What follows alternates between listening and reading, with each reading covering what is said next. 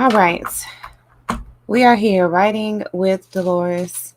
I hope you have your projects ready to get started on a real chill live writing session. I'm glad you are here with me. Welcome, welcome, welcome. Let's start by putting on a little bit of chill music. We'll go with the lo-fi music today. And as usual, let me know in the chat what you're working on. What are you creating? This is our accountability group. Okay. So think of it like we're all just, in the same virtual office, just kind of like doing our thing, writing, creating, putting some good things out into the world. So let me know what you're working on so I can hold you accountable. You hold me accountable. Tonight we're going to be working on the Girlfriend Gala. Some of these live streams I've been working on the Gala, so I know you guys are familiar with it, especially those who are on my Facebook watching.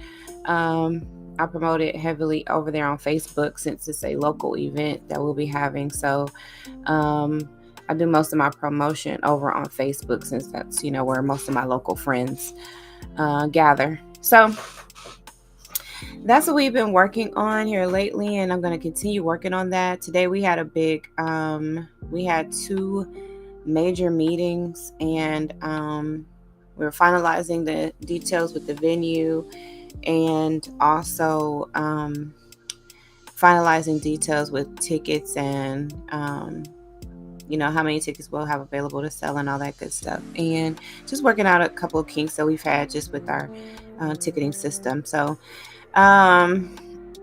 yeah, we're making progress. We're doing really good with that.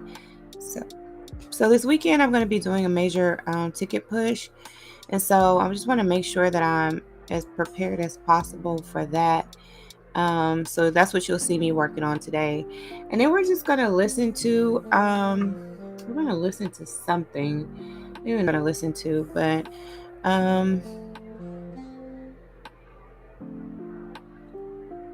I don't know, y'all. Y'all might have to let me know what you want to listen to. There was something I was listening to on here.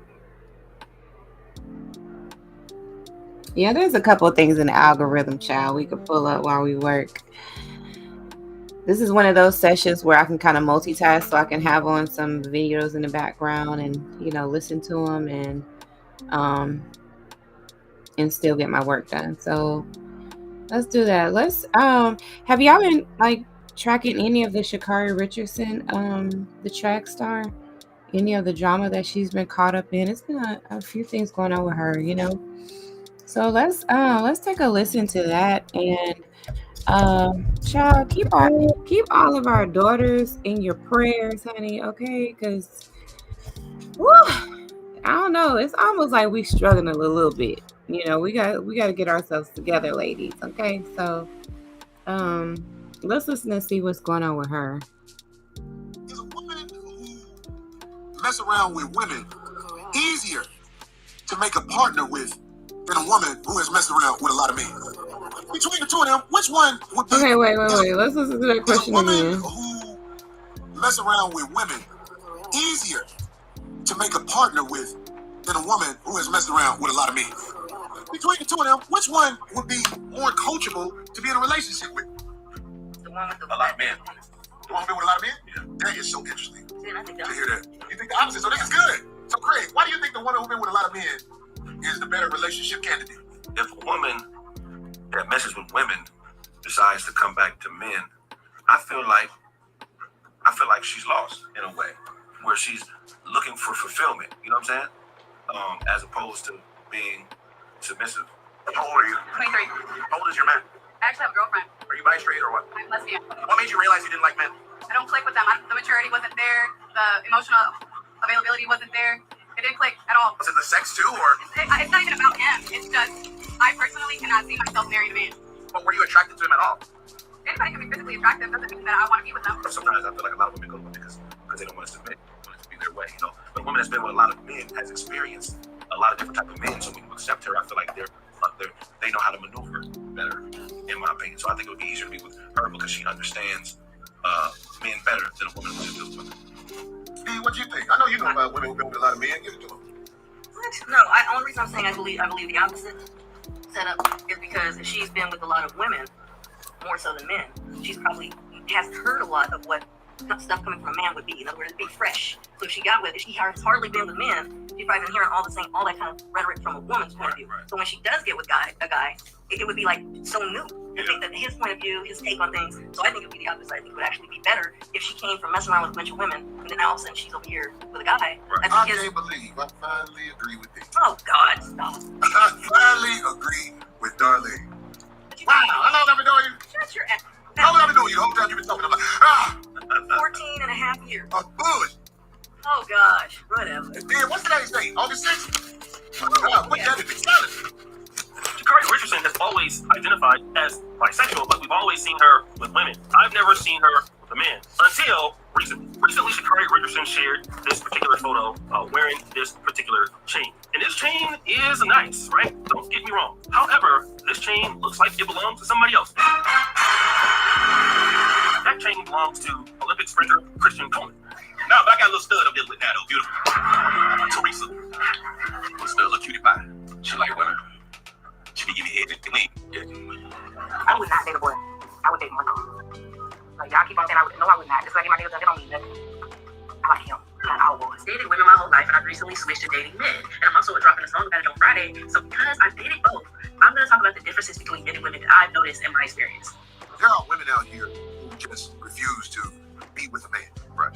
They only be with women. Right. That's a whole other thing if you ask me. But women who are with women, but then come on home, you have a better chance, in my opinion, saving her than you have saving a woman who has basically, just imagine what it's like to be a girl who has slept with 20 plus men.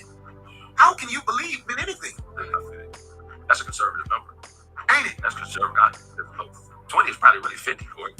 Man, who you telling? I'm being nice. I'm talking about 20. That's the first year of college. Especially if you go to college, you ain't got no brand. Girl was like, yeah, I want to get down with you. And I was like, yeah. I was like, I want to get down with you too. I was like, she's like, yeah. She's like, I'm going to call my girl up. I was like, man, whoa. Yeah. I was like, let's go to the room. Baby, how you going to play your girl? But she's like, she's straight. I'm like, okay. Well, anytime a black man's story starts with, it ain't good. She was like 6'5", hooper. Like, knee bandage on. She came in there like, what's happening? What we doing? And fun. And one of them hooping backpacks with just a string as a harness. This is how she walked in the room. Clearly, this just going to triple double somewhere. I was like, See, that ain't me. I'd have never thought. Walking in the room. This is what we putting that work on right here? Okay. Slim was finding them up, Tony. Slim got my all right. I'm old school. I like my women like basketball. 101. 101. You never had this? No. Never? No. Why? My attention span ain't too long. What? I need to focus on this, right? What I got right here. Okay. Right here. When she got undressed, she took her shorts off over her Air Force One.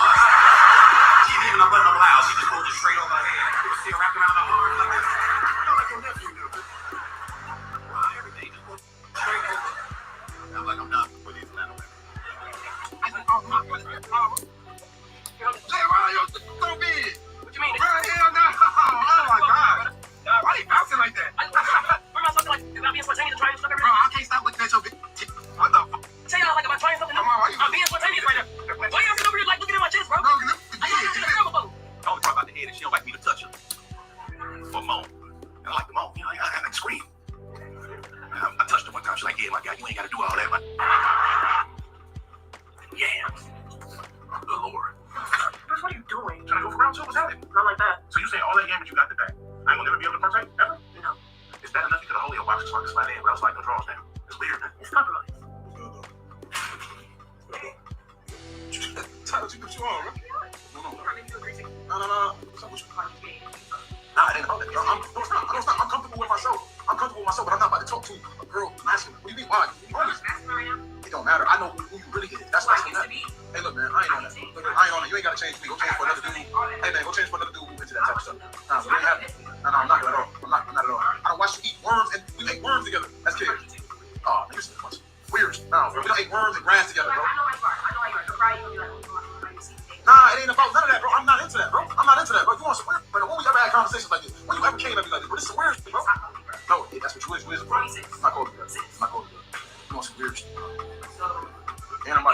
tell your girl. Maybe got my nails done for you. Isn't that enough? Nah, man. I'll let you wear the do-rag still. That's weird. At least come over here next time with some sexy panties on or something. I didn't wear panties since I was in high school. So I can get a G-string, a thong, at least some boy shorts. These are boy shorts. Those are drawers. What did you say? Don't have the balls, he. Oh my I'll god. get excellent advice to whoever, ain't gonna lie. What in the world? Ain't gonna lie. You dating man now. Yes, I am. Thank you. You think I'm cute? Touch the screen, baby. Come on, let's go on a date or something. Like, what you wait on? Check the DM. I'm gonna answer everybody's DMs, but it's like a lot of y'all right now, so. And I got these nails, I can't even text. Everybody's getting voice messages, because I can't even text right now. What you say? What you talking about? What you got? What you talking about? Like, take me to the gym, be on a date. Show me how to get down. Nah, I mean, I can show you a little something. Okay. I'm just I'm like, what? I really want to try this. You really could have just walked around. You know what I'm saying? Nah, because it's too small. It's way small. Okay. Yes. Appreciate it. And on top of that, I wouldn't say that. I mean, some lesbians be dipping and dabbling, man. You know what I'm saying? I mean, and I don't know about you, if you live in Atlanta or something like that, but like, I know some lesbians, that's for a lot of lesbians, they got girlfriends or they got relationships with women, they go on dates, but they be sneaky, man. Some lesbians, they got the frame, they got the body, and as much as they want to be dudes or act like dudes or be very masculine and tough, you can't hide that. Like, I see them yams and them jeans, you know what I'm saying? You caked all the way out, so hilarious. Have you been able to touch in with an actual lesbian home? Before, I'm married now, so back in the day. Yeah, back in the day, I messed with chicks before, not several times, but a few times I messed with girls, and they were like, I see later on in the whole fit at the movie with the chick on dance, I'm like, he's had spandex on at the crib. I slid, I knocked those back, you know what I'm saying? He was aggressive with me. Greetings, you polite savages.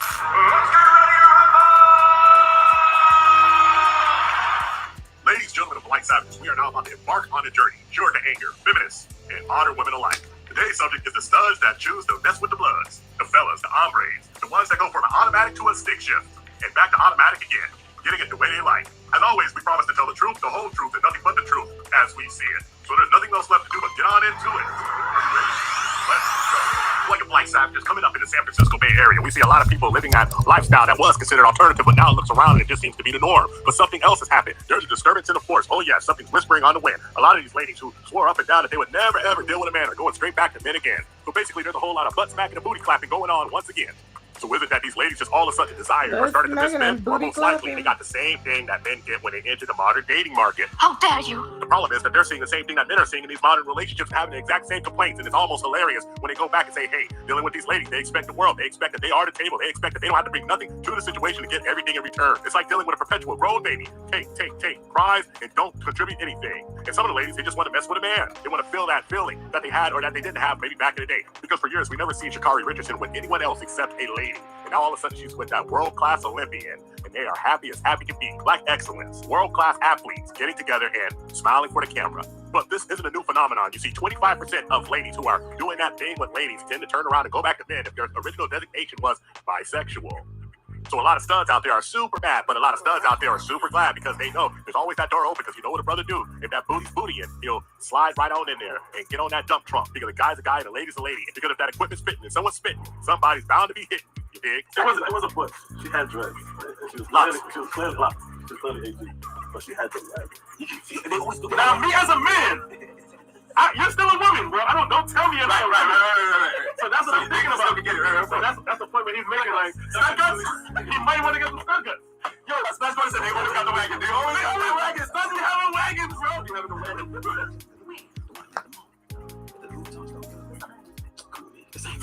Man, she can't be better than me, though. She can't be better than me, you know what I'm saying? What you mean? Life is not. Oh my God. She just can't, she ain't easy, like. I don't understand what you're talking about. What you trying to do? I ain't trying to do that. So we gonna hang out with her. I don't know. Probably. I was thinking about chilling with her tonight. But you got me over this night. We supposed to be chilling. Are you getting jealous? Me jealous? I've been gay my whole life. I don't like girls my whole life. I've never been on a date with a man. But for today, for the first time, I'm on a date with a man. I want to bring y'all along with me so we can see how it is. Did it go good or not? Look at a bunch of random clips. I was nervous, y'all. I was nervous. But we ended up pulling up. I didn't know where we was going. See, let me tell you something. This how I know that it's a lot going on in the black community. This how I know that the majority of our people that smile in your face and laugh at you, these are the same that's out here helping these politicians and, you know what I'm saying, the government and everything, you know what I'm saying, to go against you in your neighborhood. Yeah, these get paid right up under the table, okay? The majority of our people are brought and paid for, okay? The people that works in your neighborhood, your politicians and all of them, they are brought and paid for, okay? I don't understand how a bunch of people go against their own people. We are the only race that will go against our own people for money, for greed. You know what I'm saying? Like, our race don't give 2 cents or 2 flags about your own people. see it all day long because we were just hollering last year, just a year ago, about these immigrants coming in taking resources from the indigenous people. We were just hollering about this. But now you see people that look like me out there helping these. She's on fire, and I'm gonna let her cook. But hey, she's absolutely right. There are so many bought and paid for boule sellouts out there. When you start talking about, on the upper echelon of that, these liberal politicians, out there in Chicago, you got Brandon Johnson and other aldermen out there. Yeah, they're out there. And then you got, the wolves in sheep clothing, the Al Sharptons of the world, the Roland Martins of the world, and the list goes on of those kinds of people out there willing to take $1 to push this liberal agenda, which ultimately sells out Black people. I'm glad that people like this young lady, the brother I covered earlier this week, they are seeing it and they're calling it out. I'm gonna let her continue to cook. I'll finish what I have to say at the end of this. Hit that like button, share this video. Y'all gotta see this. People gotta see this. Like, you gotta be getting paid. You gotta be paid and brought for it. You have to be. For you to go and get your own people. We were just talking about this last year, and people, act like they forgot. You act like you forgot what went on last year. And the thing that what really hooks me is you don't see no other race out there. You don't see no other race out there, no white, no Chinese, no, you don't see them. The only people that you really see out there is our people. Because the other races of people know what's going on. I'm gonna disagree with her just briefly, just a little bit.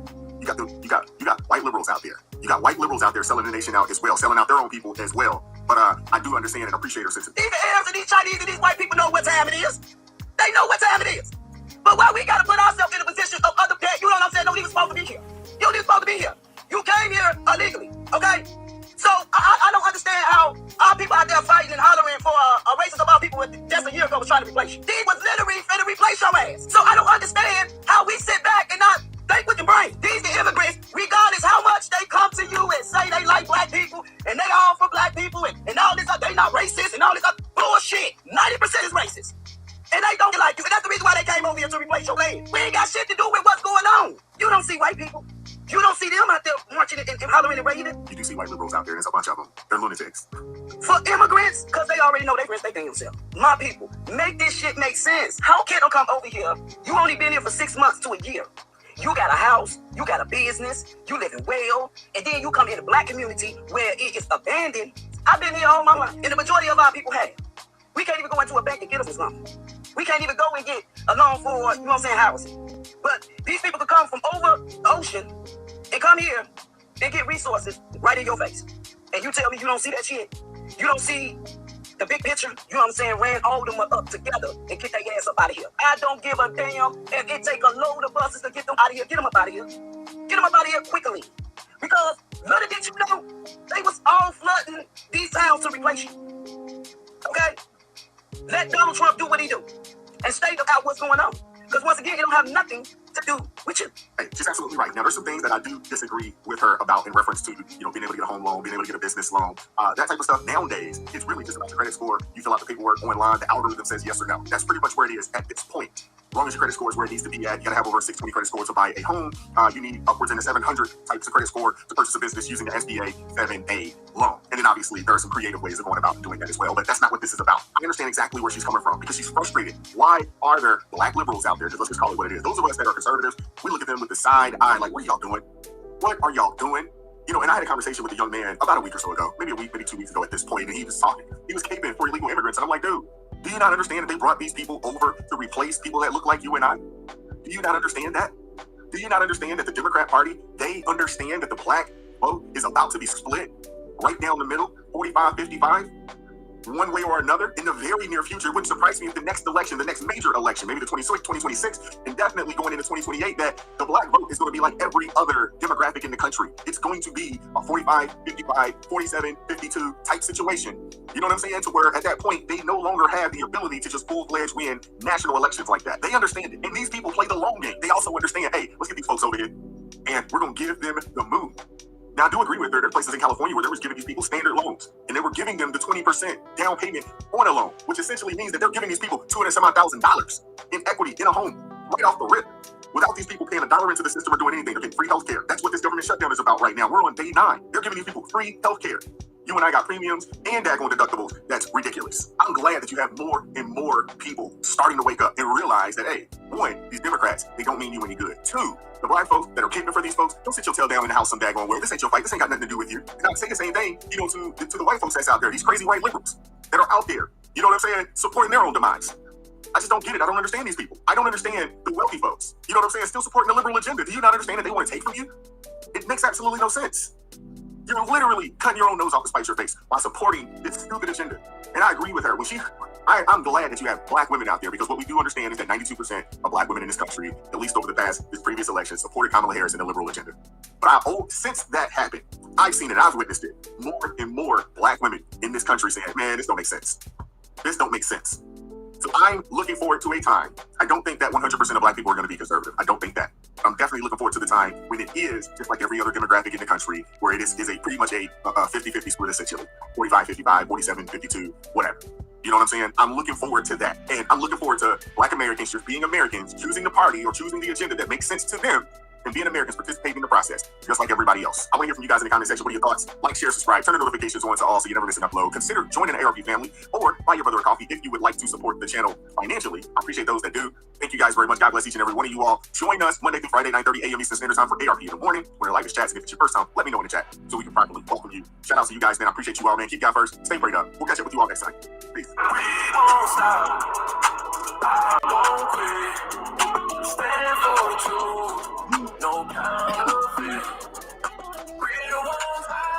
It's interesting in that area. Very interesting.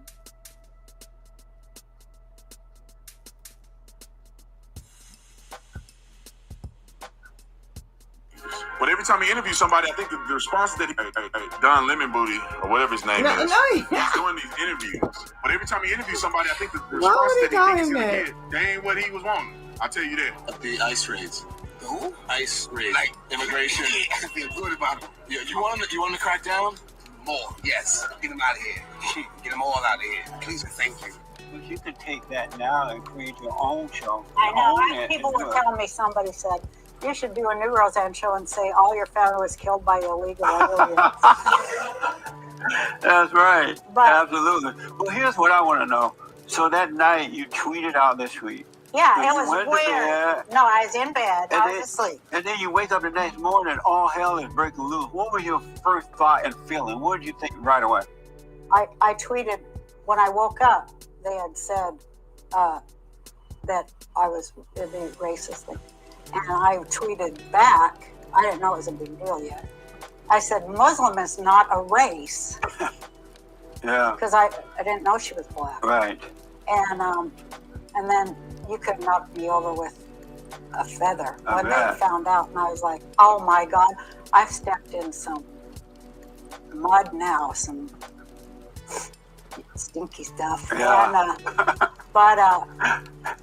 but it wasn't like that too much. It was like I was asleep and I got awakened, what's the word? And it was like, put your fingers on that computer and type this. It was like not even me. Yeah. And it was like important that I did it. And so I did it, and then I was thinking, man, you have made a Q-like sentence that holds a lot of nuance. And then when they came down on me the next day, I was just already so shook up. I was so shaken because they were saying that it was. I know. They reduced it to the most common denominator of idiocy. Yeah. You don't hear anything about that though from these people. No. And are you over that now? Are you past that? Or does it still bother you? It bothers me to have been slimed by people who were saying you don't need black writers. That makes me mad. And I do want an apology. And they owe me an apology. Yeah. I don't want my show back because, whatever. Right. It's too hard. Yeah. And I could never go back now with the things they've said about me. Yes. And nor would I want to. But I just want to, well, you know me for 20 years and who I am and what I've done. Did the cast defend you? The cast of that show, they didn't defend you? No. Why not? They piled on. Really? Yeah. Were you surprised by that? Hell, huh? Were you surprised they did not defend you, the cast of the show? No, because I was like this. When the network called, they said, you're going to have to talk to the network.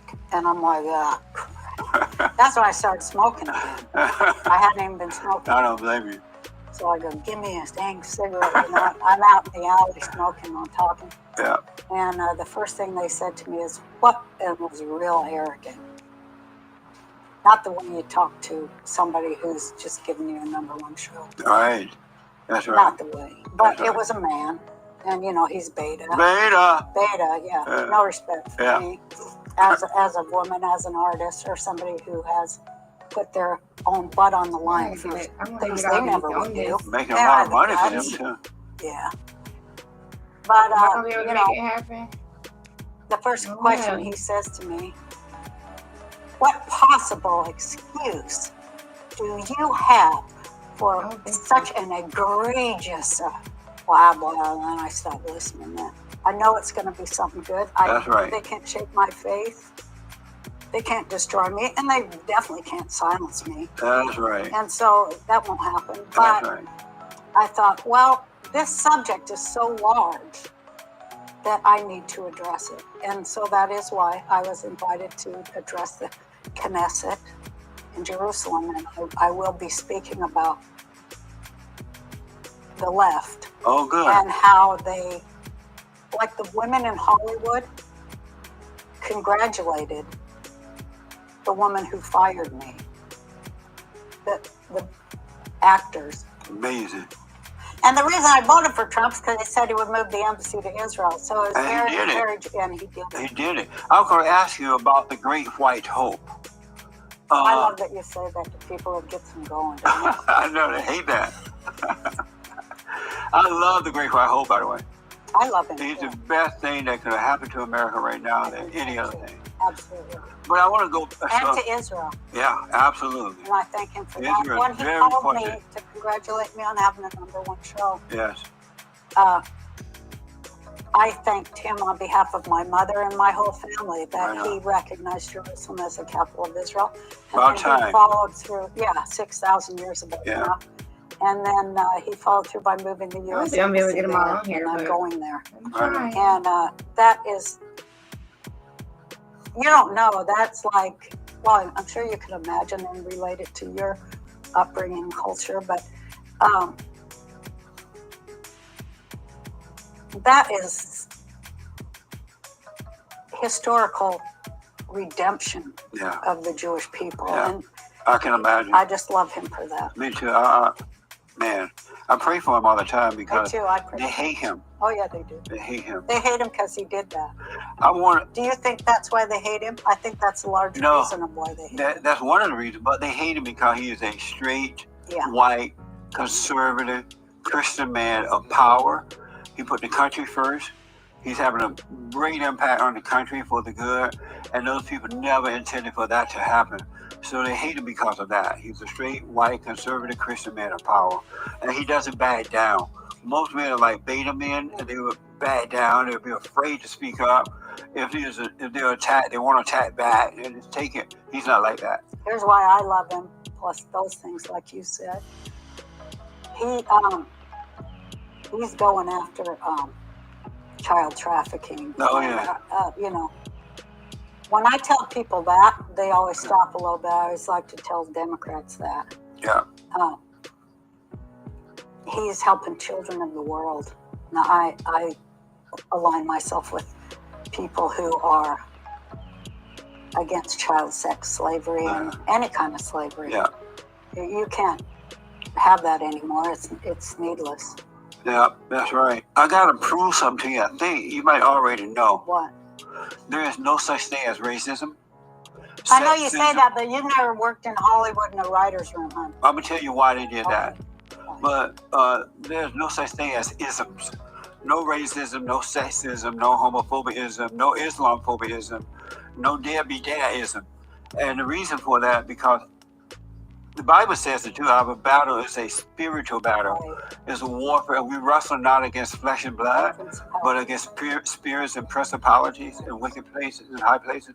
And so, and there are good men and women who are not dealing with that. They have overcome. And there are those who have not, right? And I'm all racist. That's right. And when I was growing up, we knew that. They never used the word racism when I was growing up. They said, no, that's a bad one. Or that's a good one.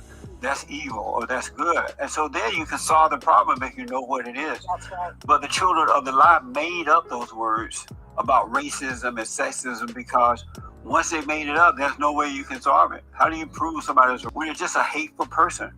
And so they are lying about racism. It's never been about racism. It's just people. You have bad, evil people. You have good ones. So that's why I say there's no such thing as But racism. also, I understand that, but then you got to get into. I'm gonna tell you why they don't hire them. Okay. Because they tell me in secret, and I know already, that when you hire black people, you run the risk of being sued. You run the risk because if you correct them, they're gonna get mad. They're gonna accuse you of racism, and they're gonna sue you. They don't show up on time. They don't work very hard, and nobody want to put up with that. And if you try to, if you try to correct them, you gotta fight them. Yeah, I believe that. With black writers is the opposite of what you said. I've had that problem with old Jewish guys that don't show up on time and show up drunk and, got a hooker in the other room while they're supposed to be writing. But I haven't had that experience. I have. Okay, I'm sure you have. Believe me. And it started right at when they broke up the family. Because when I was growing up, my grandfather taught us, my grandmother taught us, you got to be on time, you got to work hard, appreciate what you have, appreciate your job, treat it as though it's your own. And that's paid off for me, to have a good attitude about everything. But once they broke up the family, most of the blacks lost that. They don't have that attitude anymore. They think they own something because they're black. Give it to me just because I'm black, and they don't have to earn it. That's gone now. Do you think that that's what's her name? Oh, God, Candace Owens, she's always talking, who I really like. Yeah. She's always talking about victim mentality. Yes. And at a time in my life when I was a big leftist. Yeah, I remember. Yeah. Are you conservative now? I had the big victim mentality. Yeah, they have it. Yeah. Black people, not all, but most feel like victims. And the liberals have made them, the Democratic Party have made them feel like victims by always giving them something and telling them, there, it's not your fault, it's someone else. And so now they've fed them so much free stuff, they feel like victims now. Well, I think that what they were doing was sabotaging them. Of course. They were sabotaging the black community to split it so it didn't have a strong vote. They also sabotaged the connection between the Jewish and black community. That one was too strong for them. Yeah. So they had to take that down, because, unity is the worst thing to the slave owner. That's right, 100%. Do you consider yourself a conservative now? I just say Jew. I live by my people teachings. Yeah. And so I do think that I'm conservative in some things and as far as law, very conservative on the law. But I'm liberal in the way that I think everybody can reboot their life. They can change. If they repent and decide to change. Absolutely. So I try to, so I'm a little of both probably. I used to be when I was a baiter, I was a Democrat. And then I went to God and he changed my heart, took away the anger. And I could no longer identify with the platform of the Democratic Party. And so I went back and I said, you know what, God, I have one more favor. He's like, what is it? I said, you changed my heart. I can no longer identify with the Democratic Party. So I looked at the Republican platform, God, country, family, Constitution, and all that. And I could agree. I said, I don't want to be a Democrat anymore. I'm sorry. He said, oh, don't worry about it. I forgive you. And I became a Republican. And it's been amazing. I guess I became a sort of Republican because I voted for Trump. But the Great White Hope. Yeah, well,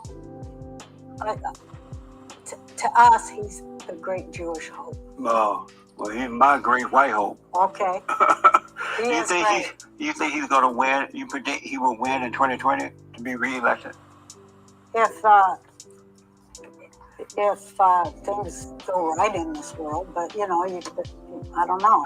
I would think so. I love that since he started talking about the wall. Oh yeah. His support from Hispanics went up 19%. Yeah, I know. From legal immigrants. They call my radio show. They love him. I mean, the Democrats are so arrogant and stupid, and also they're very, I know you don't like to think there's racist, but they presume a lot about other culture and people's culture. And they like presume, no, they don't care. And I loved that you were out there talking about, well, they don't, the illegals who come here, well, they don't go live in Beverly Hills with you. That's right. They come to working class, black neighborhoods, and then we bear the brunt of the things they do. Increase in violence, rape, crime, and running blacks out on neighborhoods and everything with all that violence and stuff. But the Democrats have no interest in what people on the ground and working people live through. They don't. It's boring to them.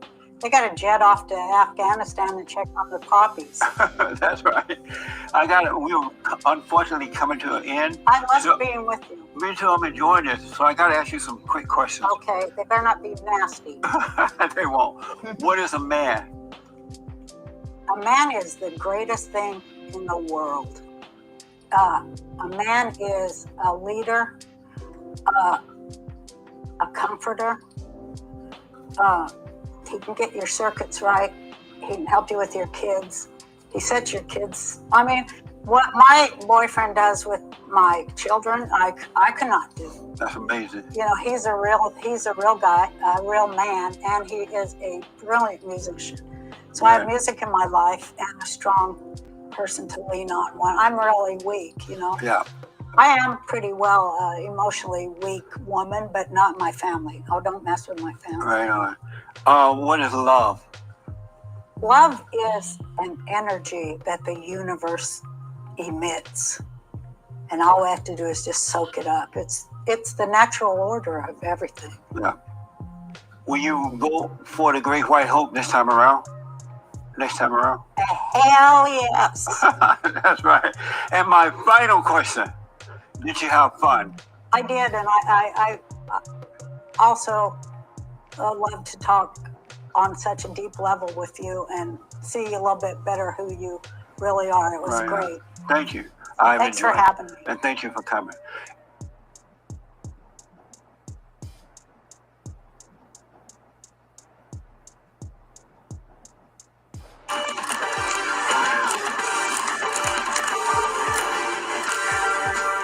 Good evening and welcome to a program devoted entirely to lefties losing it.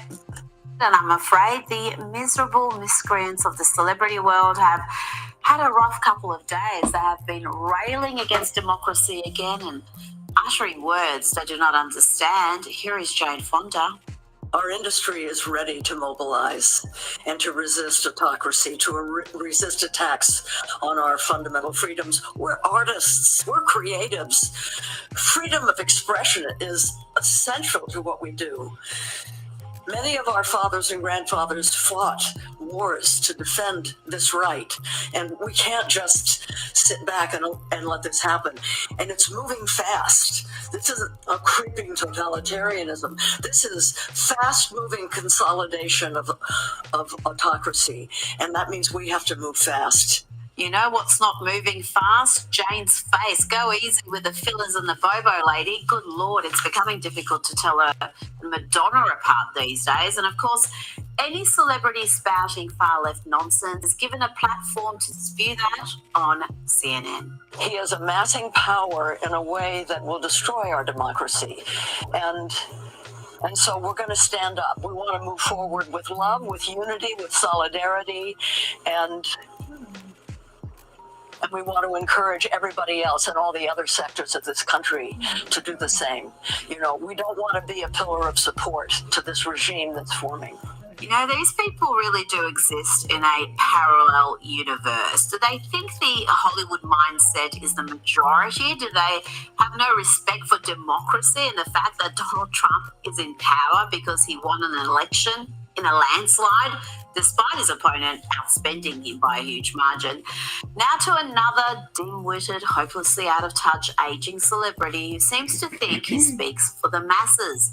Here is Hollywood has-been, a hysterical Hollywood has-been, claiming that Trump has a dark presence and he has destroyed America. Here is Richard Gere. That are worried about what's happening in the U.S. Are you worried? Of course.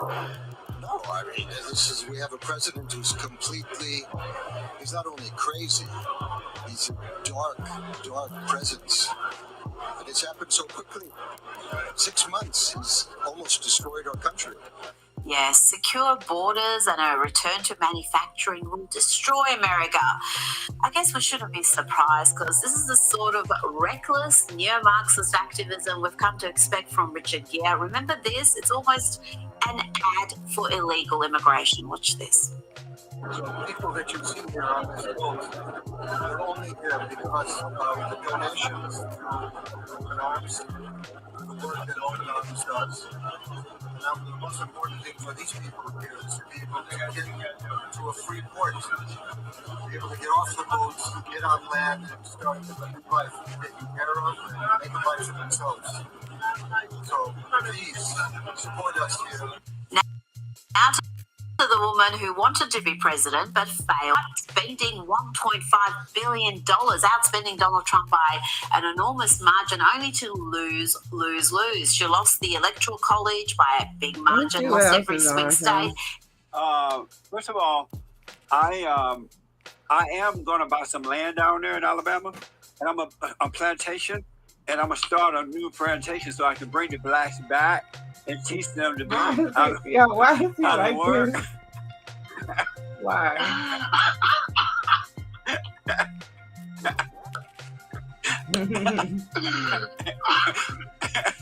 Teach them how to work, how to respect, how to love God. Most black people don't love and believe in God today, even though they go to church. Now, Jesse, let me ask you this. If I own a business and I said, I don't want you to come in to my business because of your skin color, is that my right as a business to deny you service based on the color of your skin? Absolutely. Okay. All right. Well, at least you're consistent. Because you have a private business and you put that business together in spite of what Obama said. You built the business and you have a right to set your own rules. When the blacks I grew up in Alabama on a plantation down there under Jim Crow laws. And I remember when blacks were protesting, they took it too far, the so-called civil rights people, and they were forcing their way into white-owned private businesses and tried to force white people to service them, whatever it was, right? And I thought then, these black people are taking this too far. You can't force a man. You don't have a right to force a private business to service you. But they did that, and it was wrong. Likewise, it would be wrong to make white people, any private business, take a nappy-headed person in if they don't want to. So let me take this a little bit farther. You live in LA, right? Yes. So what if I said you cannot live in the neighborhood you live in because of the color of your skin?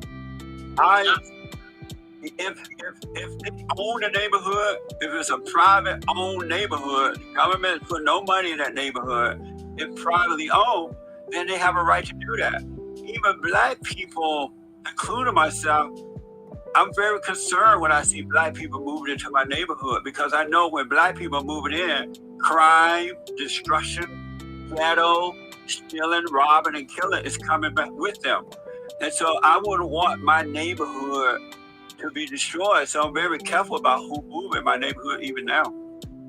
So, and you make that determination based on the skin color of the people that move into your neighborhood. You judge them by their skin color. Well, now I made that decision by if they should apply, take an application and do a thorough background to make sure that they have a job, they've not been in jail, they're not been part of gangs, and that they're going to keep the neighborhood looking well.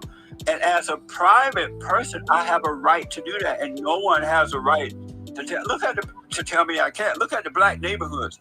Nobody want to go to white people going back now, buying up the land and making it beautiful again.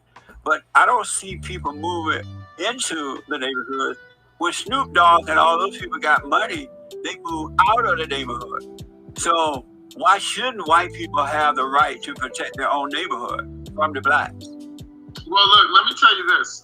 First of all, I think that the communities, I'm from the Washington, D.C. area, Baltimore, Washington, D.C., and there are incredible, beautiful, wealthy black communities that are almost all black.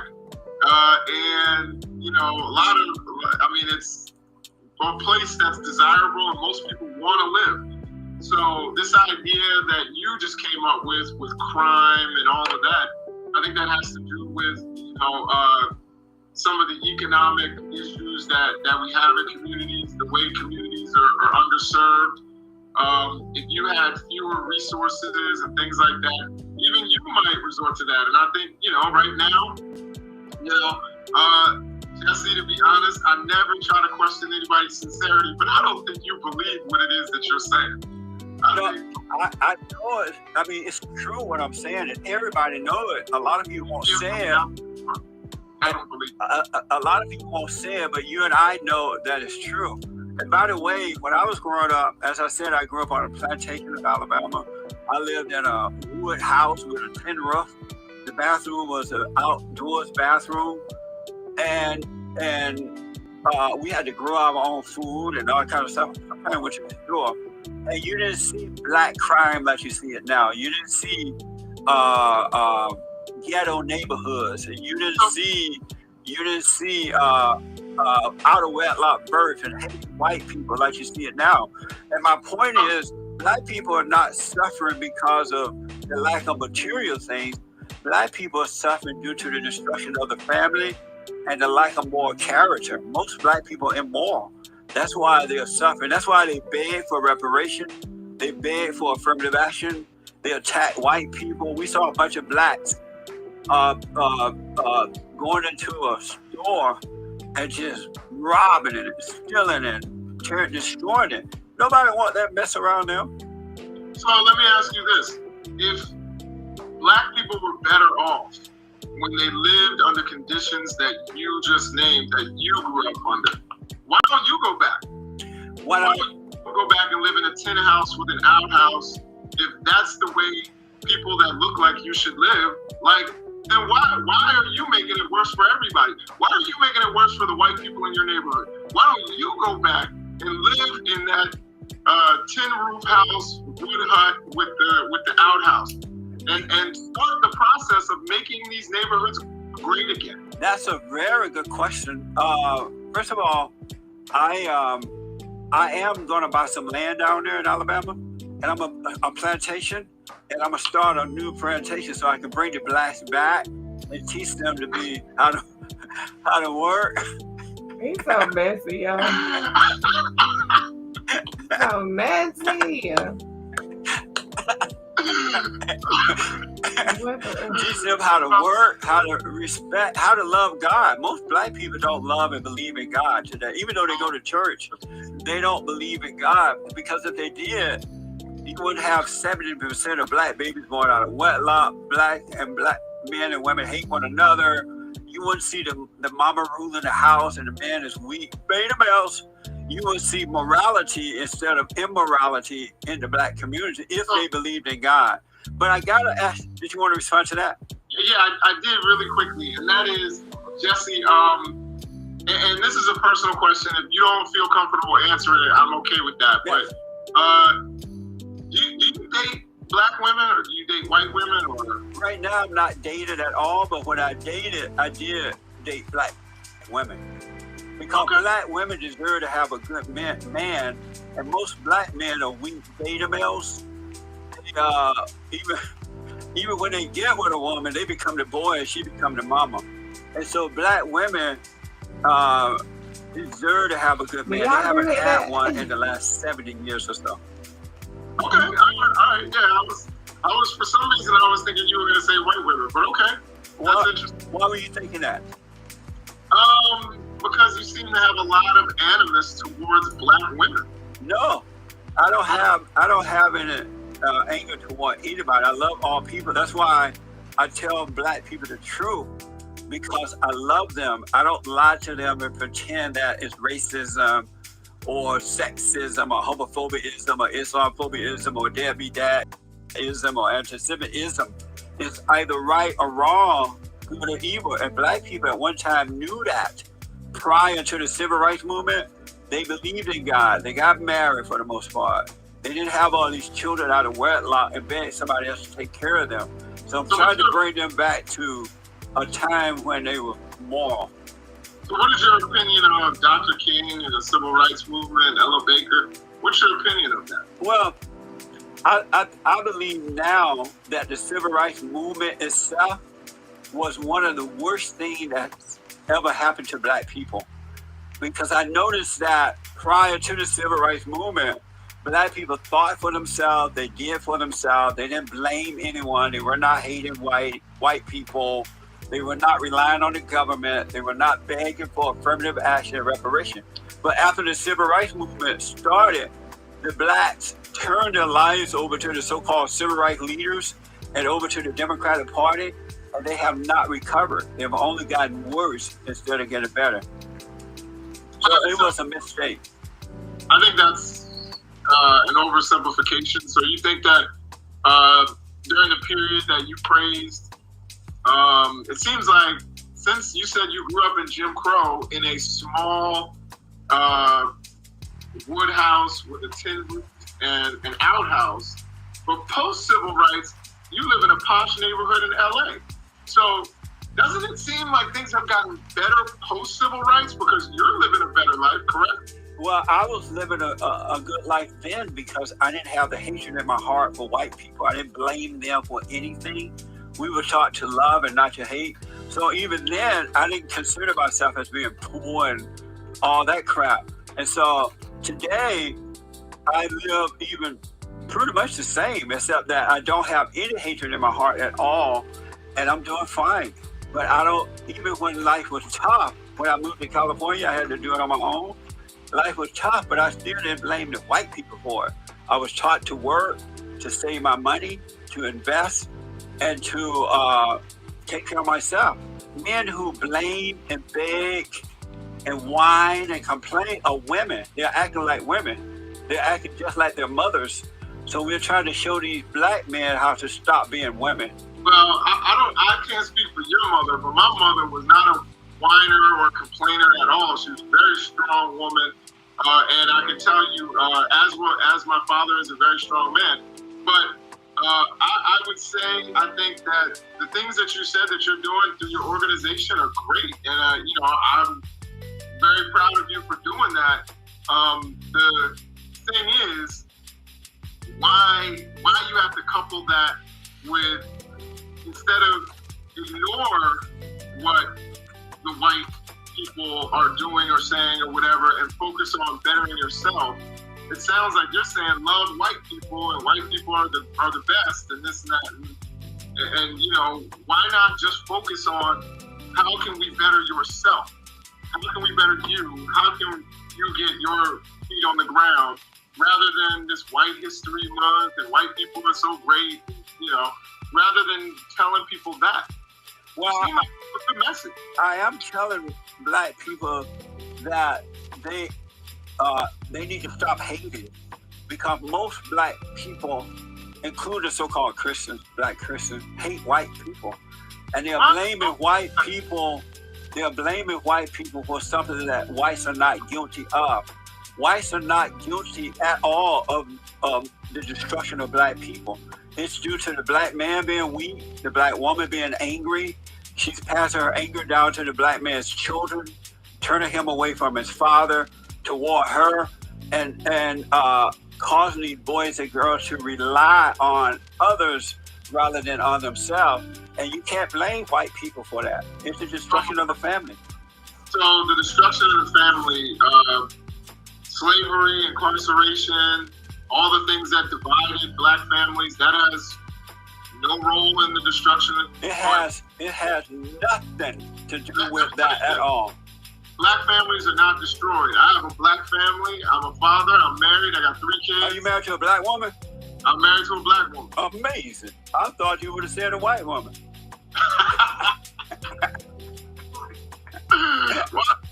Why do you think that? Why? What made you think that I would have said a white woman? Because most of the time you end up marrying what you hate. And most black men hate their mothers, so they try to get away from her, whether consciously or unconsciously. They try to get away from that spirit, so they end up marrying a Chinese or a white woman or a Mexican, but they still end up marrying mama because you have to overcome her in order to marry your own race. But I gotta ask you this: did you go for the Great White Hope? No, I don't. Who is the Great White Hope? The president, President Trump. No. Why not? Why not? Because he doesn't stand for the things that I stand for. So you don't stand for the country? I stand for healthcare. I stand for fair immigration. I stand against racial discrimination. I stand for women being treated right. Those are the things I stand for. Do you stand for the country? I think that those things are important things to the country. So, do you stand for the country? Do you put America first? By supporting those things, I think I support America. Do you put America first? How do you support America and you don't support healthcare? Do you put America first? As opposed to what? I put God first. He will keep asking the same question until you answer. America first. I put God first. And do you put America second? I put America as the nation that I pledged, allegiance to, and that I constantly try to make a better place. Do you put America second to God? I put, my wife second to God. But, if you want to go down and talk about what nation I put first, of course, I put the United States of America first, and that's why I criticize it, because I want it to be the best nation it could possibly be. I'm not comparing it to, other nations around the world. I'm comparing it to what the potential for the United States is. Do you love white people? You love white people? I love humanity. How about white people? I love humanity. How about white people? I love everybody. Do you love white people? I love humanity. One last time. Do you love white people? Are white people included? Are they human beings? I didn't ask about anybody but white people. Do you love white people? If they're human beings, then yes. If they're not, then maybe we'll have to talk about it. You don't think that they are human beings?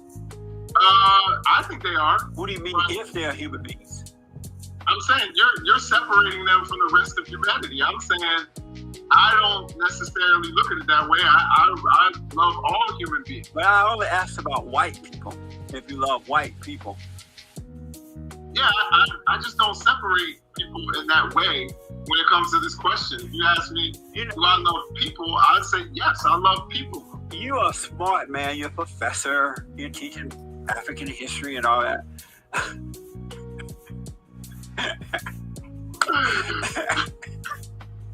You got a black wife.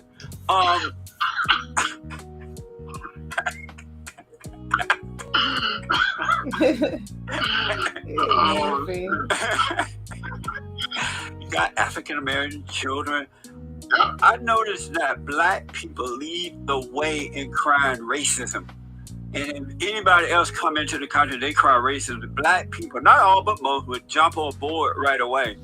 And black people are the #1 haters of other people. They lead the way in hating whites, Mexicans, Japanese, the Italian, anyone that moves into, they even hate other black Africans who come here and get an education, get jobs, and make their way. Black people are the most hateful people on earth. Why are they always crying racism when they're the one leading the way in hatred? I would 100% disagree, based on history, that black people are the most hateful people in the world. As a matter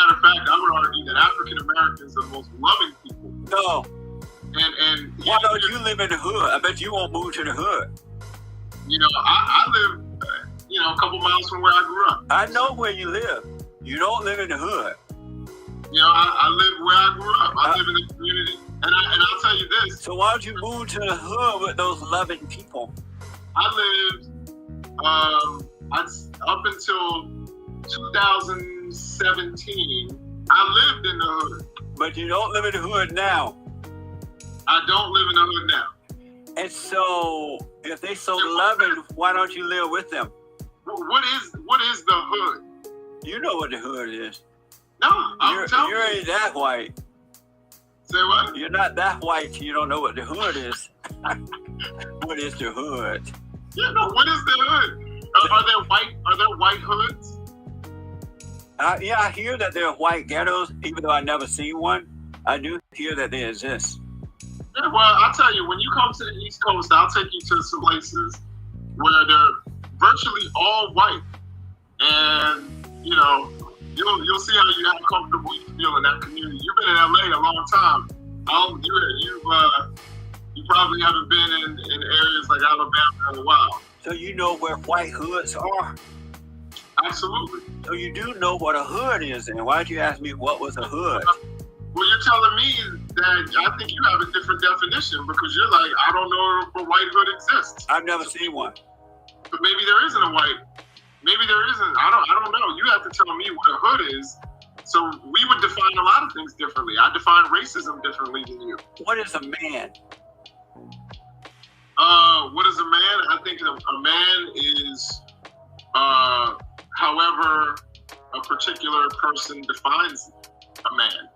Is a transgender woman a real man? So if they're a transgender woman, then they're a woman. No, meaning that they went from a woman, they took off their woman body part and put on men body parts. Would that make them a man?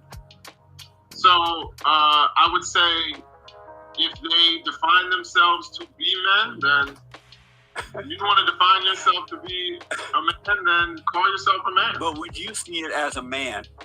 Yes, I respect people's beliefs. But in your own heart and mind, would you see it as a man, though? Yes. So you think that's what a man is? Because I respect people's beliefs. Are you a Christian? No, I'm not. Oh, an atheist? No. What are you? I have my own spiritual beliefs. What's your spiritual belief? I have a spiritual belief in God. I believe in God. And, I don't like to put labels on it. Do you love black people? I absolutely love black people. Why couldn't you say that about white people? I said I love all people. No, you said I absolutely love black people. But when I asked you if you love white people, you couldn't say. Yeah, no, it wasn't that I couldn't say. I just wanted to make it clear. I wanted to make it clear that I love all people. But why did you make that clear when I asked about black people? Because I think you and I have a difference. You love black people, but don't love black people. I love all people. I love all people, even my enemies. Yeah, so then we agree. I love white people. If you had asked me, do you love white people? Yes. But I know you would have said yes. You couldn't say yes. And when you asked about black people, I love black people. Amazing. And don't forget to like, follow, tweet, subscribe, and share. Yeah, sometimes sometimes I just listen to Jesse Lee Peterson. He is so funny to me. This is so crazy. Bus driver from hell. Oh my God. What happened? This, though, a former charter school bus driver was in court today accused of multiple crimes against children. Man, it is. Who would enable this person to drive a bus? Hey, what you doing? It does look bad, y'all. I've seen black women that look like. But everybody's mugshot makes them look like this is the worst. It's like the worst day ever. I've seen older black women like, I obviously know it's a guy. Man. Yeah. About a 5 o'clock shot on that scowl on his face. Yeah. But you know what's crazy? When we was kids, there is no way in hell a school district will hire something like that to be the bus driver for kids. Mama and Daddy wouldn't let us get on that school bus. If we was it, man, we'd have been forbidden to get on it. Mama said it's a devil on that bus. Don't get on that bus. Right. Hey, but before we get to this video, don't forget about our giveaway. It ends Wednesday night to win the Dodge Hellcat. But if you enter right now, you also enter to win our next giveaway, which is Ford Bronco Raptor in $10,000 cash. Yeah, but it ends this Wednesday at midnight, and we give you 50 times the interest. Go to bestalltwist.com. Anything you about to say, that you automatically enter to win. Let's get to the video. Yeah, that is, look at that. If I was a kid coming in, look at the look on her face. I mean, his face, right? Yeah. Like, why you doing this to me? Yeah. Hey, Kevin, if I was a kid and I was waiting for the bus, remember I was waiting for the bus, and the bus driver parked and then opens up the doors. I get on the bus, and I saw that, I'm like, I would have got on like this. Yeah. I'd have kept my own. I'd let you get on that bus by yourself. I said, I'm good. I'm walking. All right, here we go. 48-year-old LaTwain Tate will be held on a $1 million bond in jail. WCNC's Charlotte Jesse. Charter schools are private schools too, ain't it? The air is live outside of the Mecklenburg. Yeah, and then you get the job application. The first name is LaTwain. If I was in charge, if I had the authority to hire people to drive the buses for school district, the first red flag would have been LaTwain. Like, nope, pass that one over. We ain't doing that DEI thing here. Yeah. Burke County Courthouse in Uptown, where that hearing took place. Jesse, you were able to speak to Tate's family today. We appreciate their time, but what did they tell you? Well, yes, that's right. I did speak to Tate's family briefly here at the courthouse and at their home, and they say Tate is innocent. I also got a chance to speak to some folks that live in the area where the incident happened, and they say the accusations are alarming. It's pretty disturbing that it's so close to home. LaTwain Tate, also known as Miss Sharon, in court. The last name is Tate. What if he's in akin to the Tate brothers? John seriously got that. Right. Wednesday, charged with 2 counts of statutory rape, 6 counts of indecent liberties with a minor, and 1 count of statutory sex offense. Police say there are at least 4 victims, boys between the ages of 14 and 15. After a weeks-long investigation, Tate was arrested Tuesday. My wife told me I was in the house, that she told me that there were cops outside, a lot of undercover cops. Investigators say several of the boys stayed with Tate and performed sexual acts on Tate at the home. Folks who live Lord help me, Jesus. On Tate? Yeah. So it means tell me, though, even though they were underage and they're not adults and they don't have the authority to consent to having relations with a grown man, but I'm thinking they were. Yeah, it was consented. Yeah, and they're probably all of them gonna burn in hell. The area say the entire ordeal is unsettling. 14, 15-year-olds can be so impressionable at that age. Not me. And, to think that somebody would take advantage of kids in that age range, that's just very alarming. Mary Catherine Elkins with Pat's Place Child Advocacy Center says they work with CMPD on investigations like this. We provide a forensic interview, which is a developmentally appropriate conversation with children to get information from them that's admissible in court. Elkins says it is important for parents to have regular conversations with their kids about safety and appropriate relationships with adults. Even with teenagers, they need to be aware that there are boundaries and that they can say no.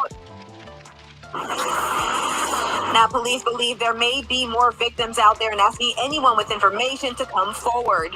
Tate's next court hearing is scheduled for October 16. Live in Uptown, Jesse Pierre, WCNC Charlotte. Some very interesting revelations today, Jesse. Thanks for updating us. 14, 15,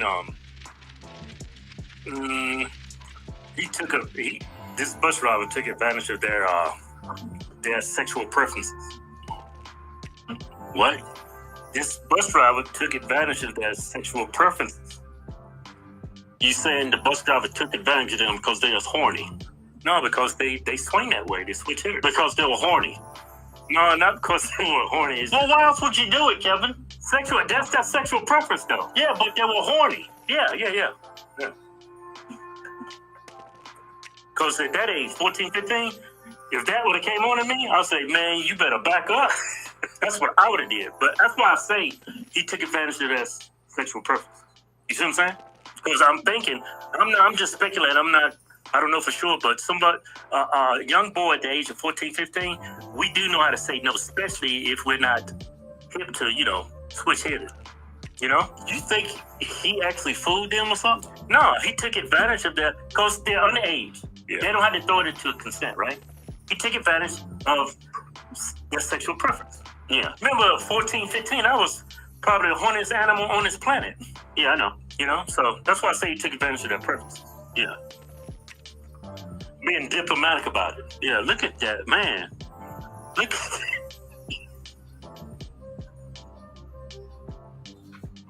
That wig is crazy. That wig? That's probably hair extensions. Keith, that's a wig. It's no bangs. Unless he has a forehead like Stevie Wonder, which I seriously doubt that's a wig. LaTwain. Now, you can't tell me this was not a DEI hire. You cannot tell me it was. Without a doubt. Without a doubt.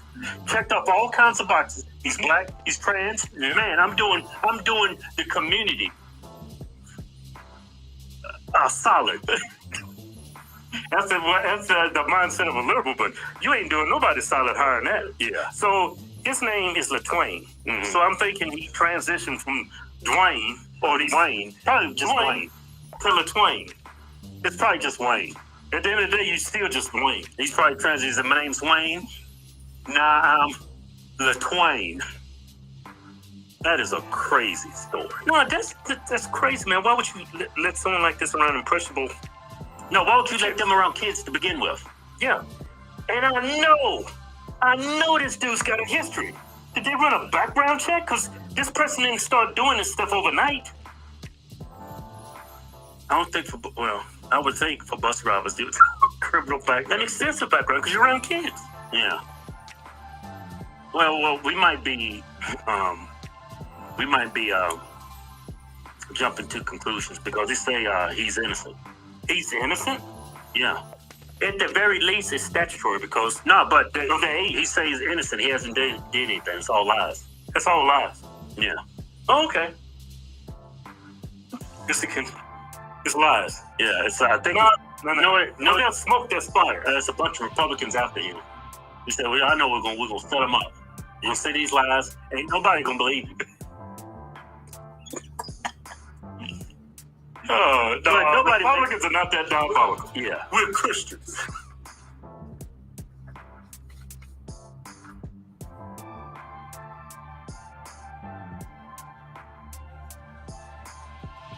Is it a loaded firearm that you have with you, Mr. Correct? So you're not under arrest right now? Yes, sir. Wow. Probably not the best idea to be wearing a vest, armed, possible criminal impersonation of a police officer. I'm a retired Baltimore City. Okay, 27 years. Retiring 4 years ago.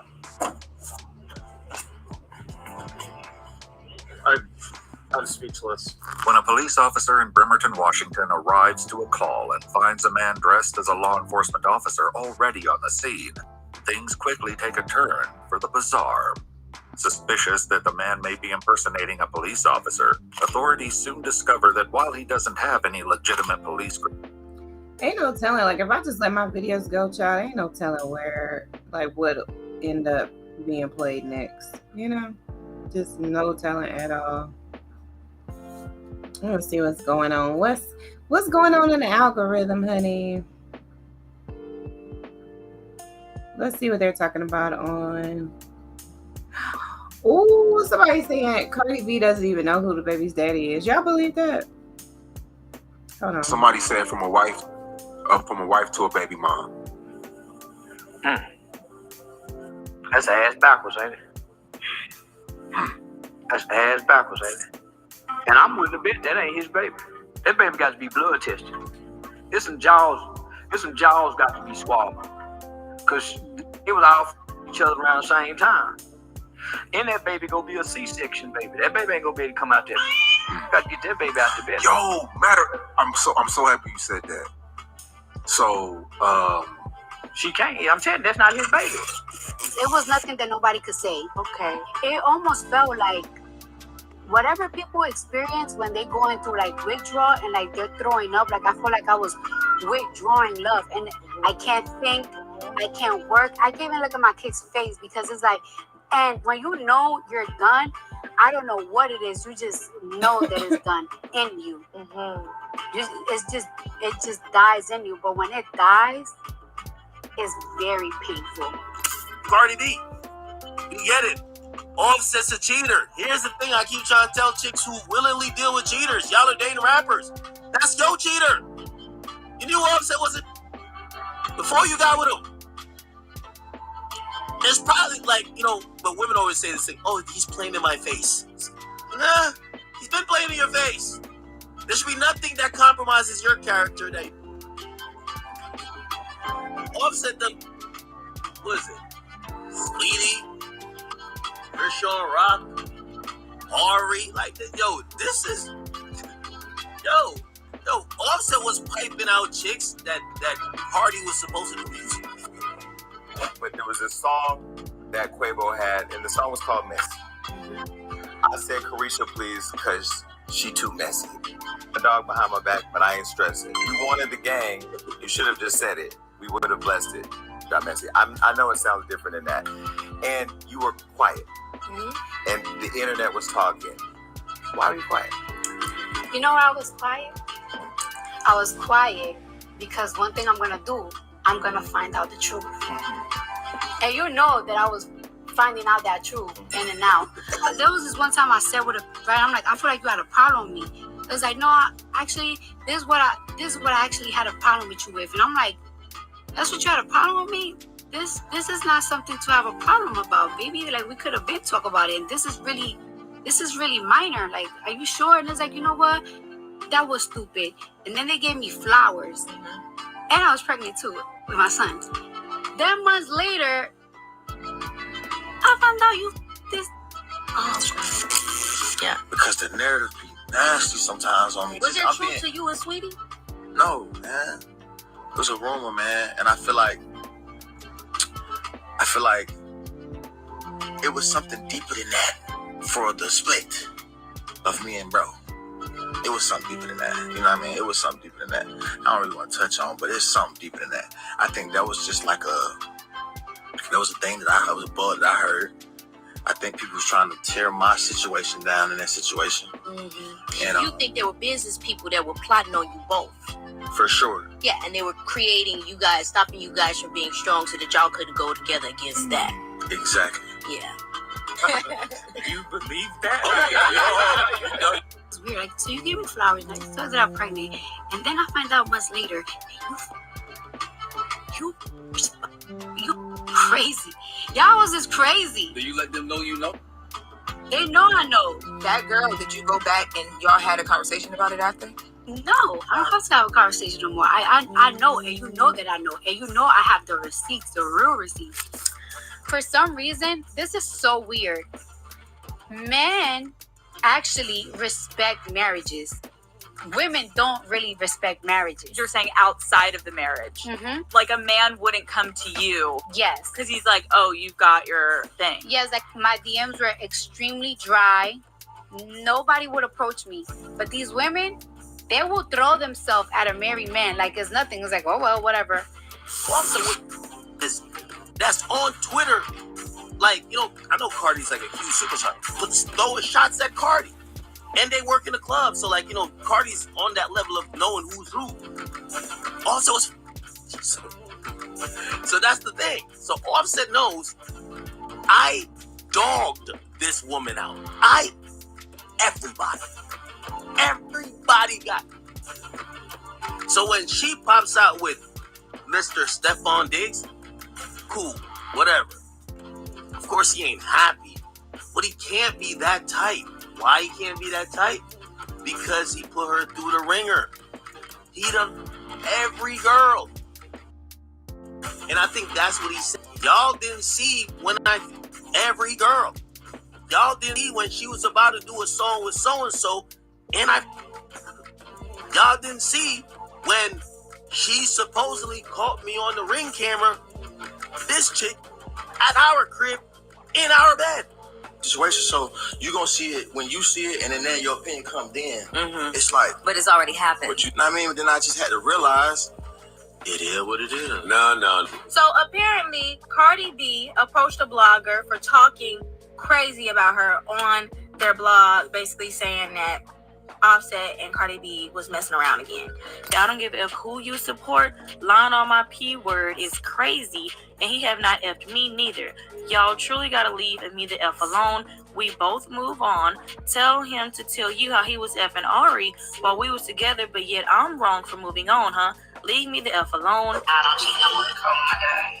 So now I don't cheat no more. I didn't realize that I was necessarily cheating. Well, you do know you're cheating, but like how bad I was cheating until I started saying my person was like, oh, it's supposed to feel like this. Offset, Cardi, I don't know. What do y'all think? Ari, Moneybag Yo, Ari, Blueface, Krishan, but apparently Krishan got by Offset. Everybody is trading semen. There's trading juice. They're trading pH levels. This is nasty. If one person just got something, everybody got it because they're all f***ing each other. So you mean to tell me this whole time Offset was cheating on Cardi B allegedly with Ari Fletcher? What be going on in Hollywood? Y'all like to do that whole trade places situation. It's never y'all messing with Keisha from Michigan. Y'all always messing with another rapper's girlfriend. Like, that's weird to me.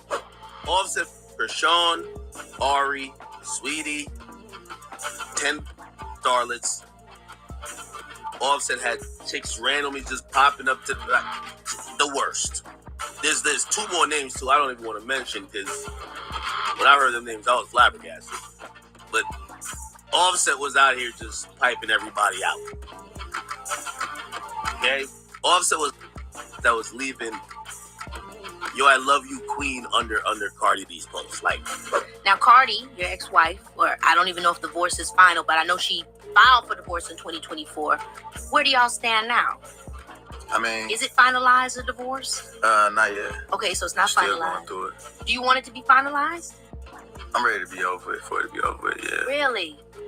Is there anything that you wish you would have done differently? Or that you regret? Or that you know? I should have respected her way more. You know what I mean? I made bad decisions as a man, like stepping out, like gotta take that on the chin. Like that's why when she left, I had to take that on the chin. I was being selfish. You know what I mean? Leave them chicks on the pole. Stop looking for a hoe with a heart of gold. So Cardi B is pregnant by Stefan the Dummy Diggs, who's got other chicks pregnant. So, and you haven't even divorced your husband yet. This fella is sitting up here getting chicks pregnant like he's I like it like the that. drive-through window of McDonald's. I like it better like that. Barbara, this is Shirley. Yeah, busy. Yeah, that's your baby dad. That's my baby dad too, girl.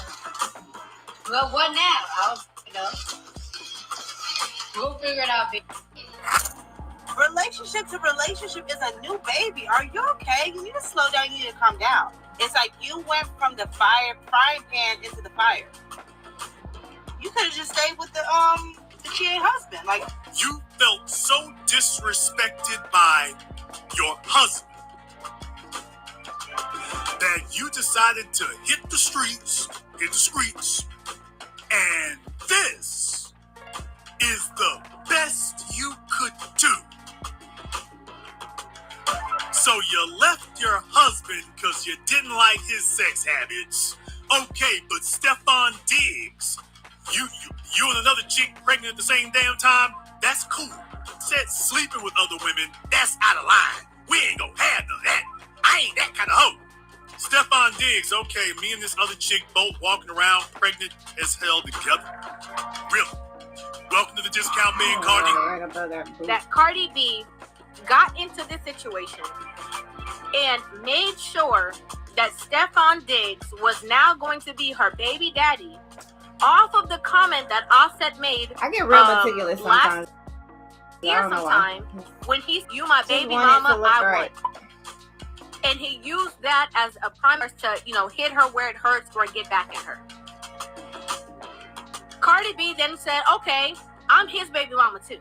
I'm having a baby with my boyfriend, Stefan Diggs. I'm excited. I'm happy. I feel like I'm in a good space. But you were able to make those decisions and do whatever it is that you want to do, right? Should you do whatever you want to do is the next conversation. She can't. I'm telling you, that's not his baby. Ladies and gentlemen of Polite Savage, you are now about to embark on a journey guaranteed to anger modern women and Cardi B fans alike. As always, we can only promise to tell you the truth, the whole truth, and nothing but the truth as we see it. So there's nothing else left to do but get on into it. Are you ready? Let's. Well, when you think the saga was over, oh no, drama keeps on continuing to spill over every time you take a step back and attempt to try to assess and understand the situation that Offset, Cardi B find themselves in. Just how far does a rabbit hole go? Well, it all really depends on which angle you take a look at it. But this is what happens when we're in the lives of entertainment. I don't even know what these folks is talking about for real. So I think we're doing good here. I was done with those other table labels, so I just went ahead and sent those off. And did I send them off yet? No, I didn't send them off yet. I went ahead and saved them. That's what I did. So we've got that done. Let me take a look at it. Okay, got it with the broccoli salad. Okay. Because it was a toss-up between a broccoli salad and a potato salad. So we went with the broccoli salad. And all right, looks like we've got all the names in there.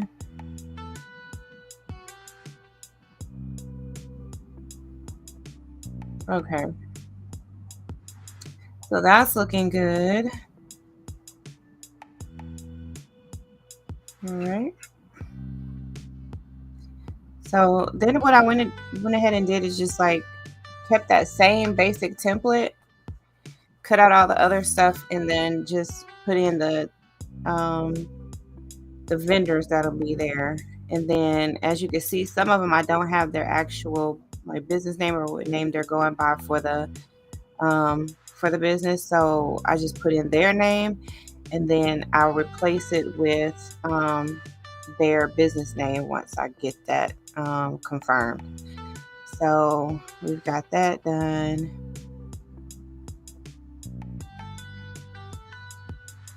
Let me see. I feel like I forgot something. Okay. Oh, I'm just forgetting the logo. So I think I just needed like one or two more logos that I was missing. The rest of them don't. Yeah, I thought I had this one. I don't know why I thought I had it. But now I can't seem to locate it. Let me see. Maybe is it in my text messages?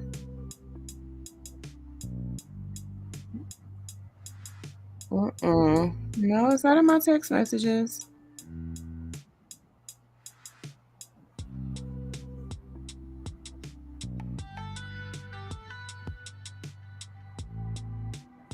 Wait a minute.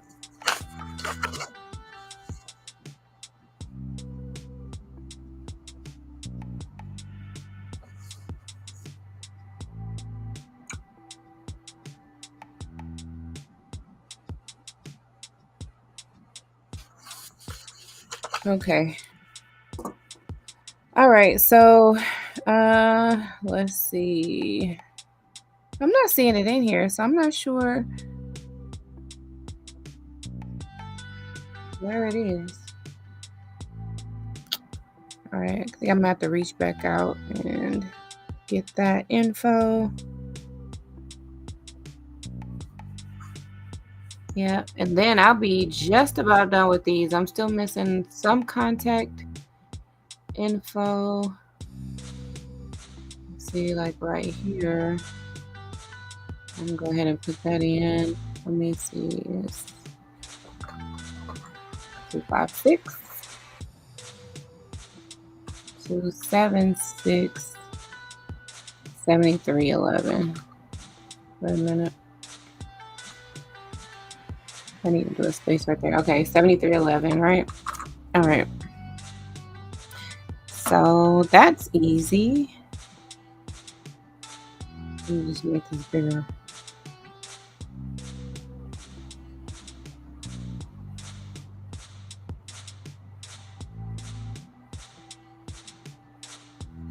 All right, got them in there.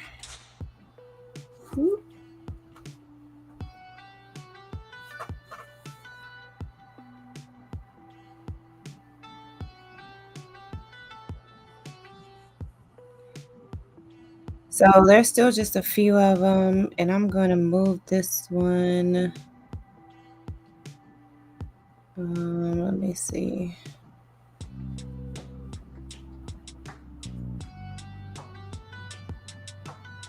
Yeah, it looks like we're doing pretty good. We've gotten in most of our logos, so I need to put in like a little bit of contact information for a few people.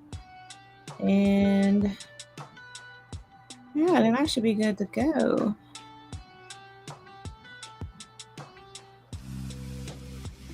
Mm-hmm.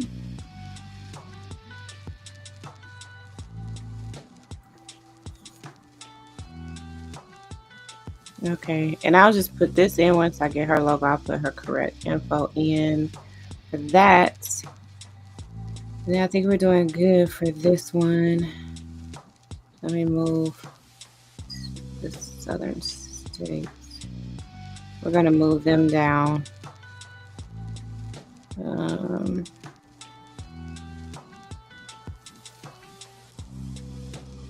move them to about right there. Let's see. And then I think I'm going to hide them for now. Well, I guess I don't know. I guess I could leave them where they are. Oh, I don't know. Because even if I don't do anything with it, like their information has changed because they've changed ownership. So like all in between us doing all this. So let me see. Who am I missing here? I thought I was missing one. Yeah, I'm missing one here, I think. We're doing pretty good, y'all. Doing pretty good, making great progress. So I'm happy about that. I think I should move this over. Move this here. Or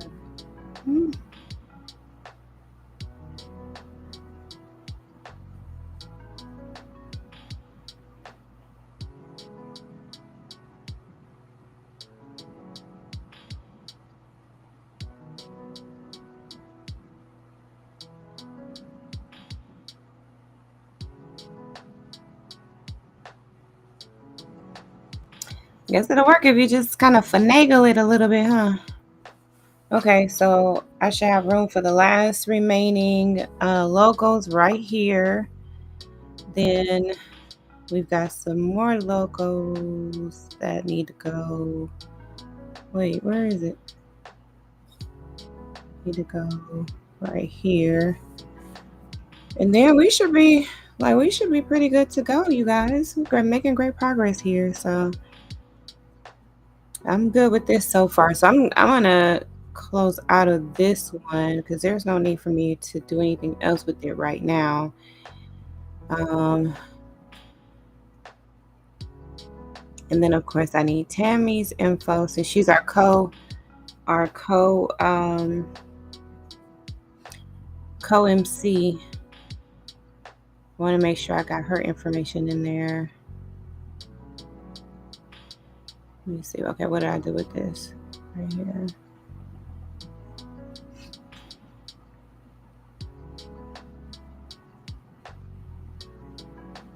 Just probably gonna move this to about right here. But I could just wait. This is not anything pressing. So when I get the rest of her info, then I'll go ahead and add that to everything else. Okay. I think we're doing pretty good. So I'm gonna close out of this one for now.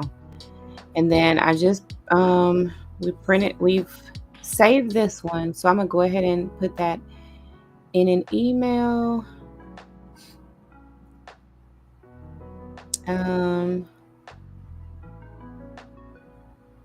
Actually,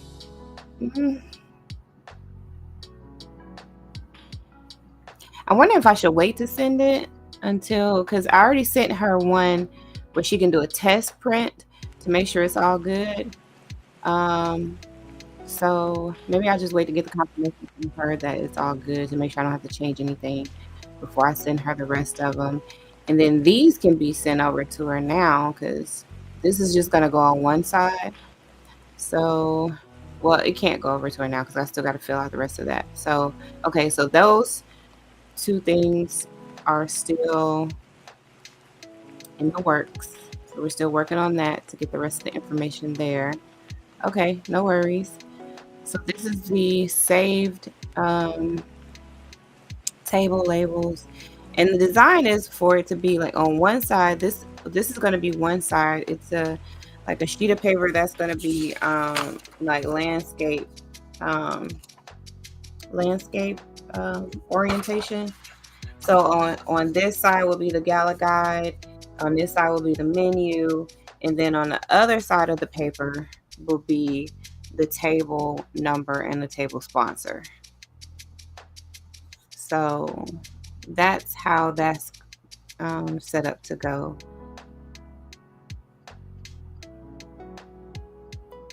So y'all can see it here how that's gonna go. So one side is the table number with the sponsor, and the other side is the Gala guide and the menu. So that way, like we don't have to print off a whole bunch of menu cards or anything like that, or no type of programs or anything like that.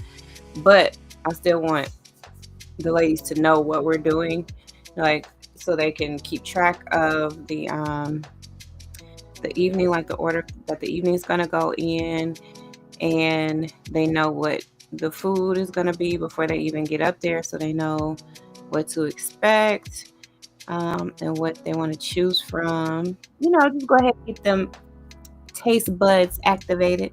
And then we've got our signature cocktails, signature mocktails, and beer, and then of course water, tea, soft drinks, coffee. So that looks good to me. What do y'all think? I think we're making great progress. So this is exciting. And these are all our super cool sponsors, y'all. Look how many sponsors we have. Like, isn't that great?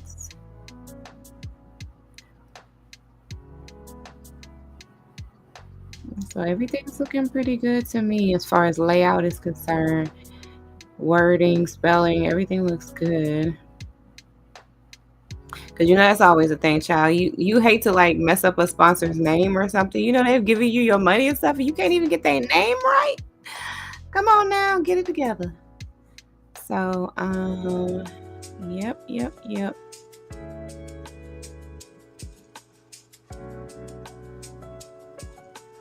All right. We're looking good, y'all.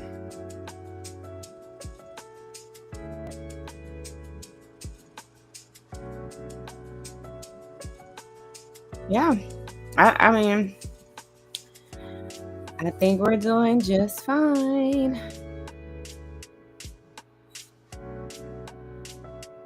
All right. So that's that. As soon as she gives me the thumbs up that that's okay, I'm going to send that. And then what I'll do is I'll go ahead and send off. By that time, I should have the rest of the vendor names worked out, because I'm going to contact them tomorrow, during a more today, during a more reasonable time of day. This is 1:40 in the morning. So that's done. And then we've got just those few things to work out there. I went ahead and did a cowgirl check-in table. Should I put cowgirl friend check-in? No, because then that's gonna be super long. So the cowgirl check-in is there. Got the DJ, Phil 5, Bama Photo Booth, Charisma Boutique. And I made one for them because I know we're going to have a table, so I want to put it on there for them. So these are all the tables we're going to have. So, and these are vendor tables and stuff. So, okay, so that's that. And I've already gotten a report today from the venue, the director at the venue, and I think we're doing good there too. So yeah, we're doing good. Steady making progress. Our big thing now is going to be ticket sales and, making that major ticket sale push, getting that done, and just working out any last minute kinks, making sure everybody's tracking on timeline, and any remaining to-do items. Excuse me. Any remaining to-do items that we may have. So we're steady making progress. Now, next time I come back, I'm going to be working more on the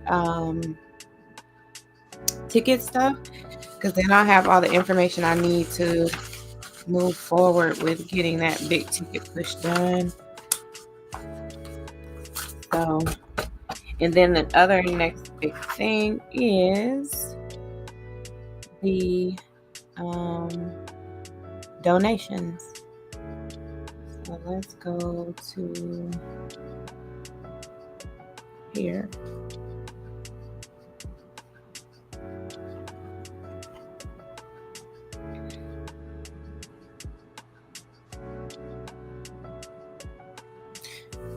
Excuse me. Okay, this is the one here. I need to go ahead and I need to print this off again. Wait a minute, I should still have this in my download. So I shouldn't have to download it again. Let me see.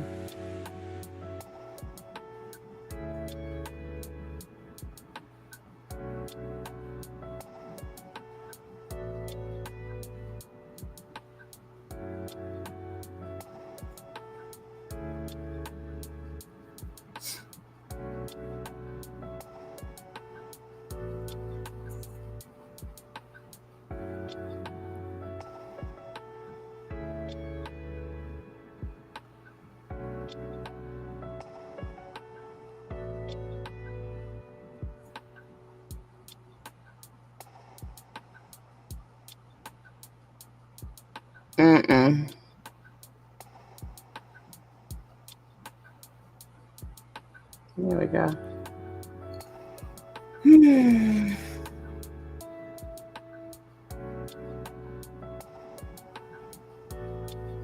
So I'm also going to be sending this out so that we can make sure we get more donations for like prizes and stuff like that. So that's the other big push as well.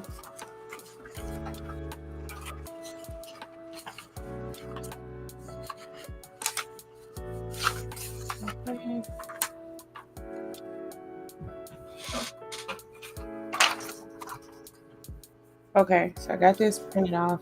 I gave my other one to someone yesterday, well, day before yesterday, a business that is considering donating. So I need to make contact with them. Also, tomorrow, follow up with them to see what they decided to do.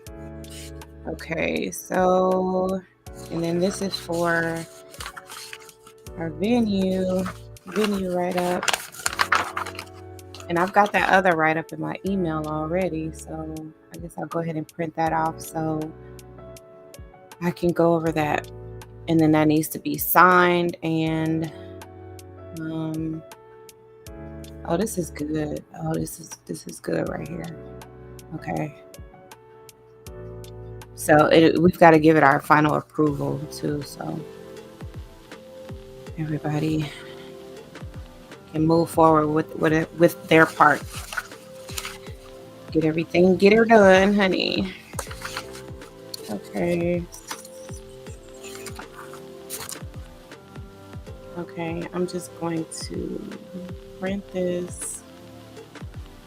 Wait a minute. Oh.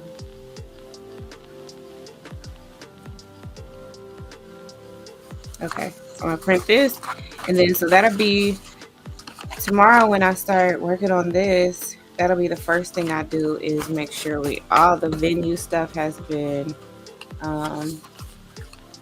Yeah, we're good with it. We're good with the layout and all of that stuff. So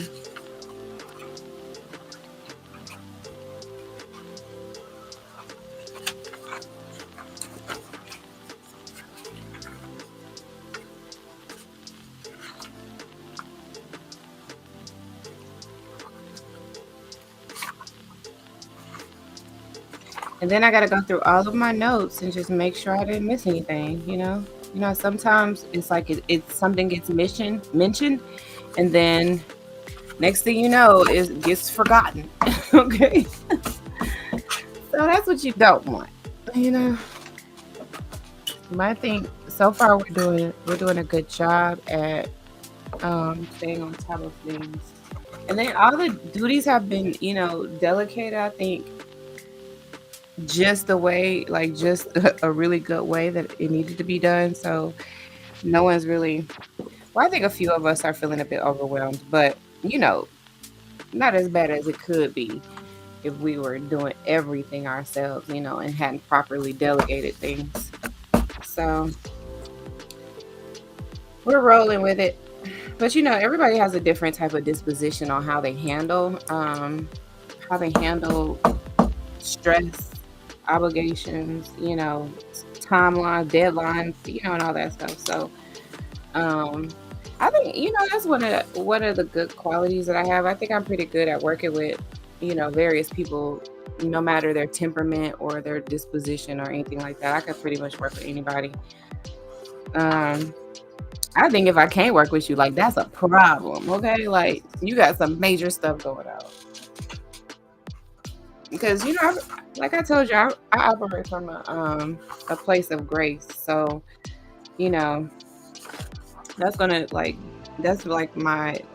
I think I've like trained myself at least to this point to be where that's like my default stance. You know, it's like be a little bit more like show a little bit more grace. You know, or show grace first. So you know, I think that makes it a little bit easier to work with people, you know, and it's easier for people to work with you. That's really the thing, you know, because, child, you might be the problem. Okay, we're looking good here. Got these organized. So I've got my stacks, so I know what to tackle first, and so I got it organized.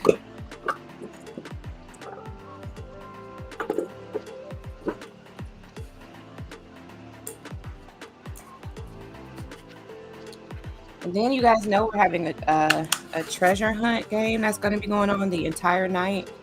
So, yes.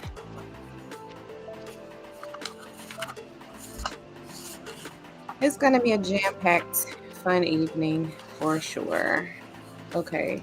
All right, now this is my last stack here. All right.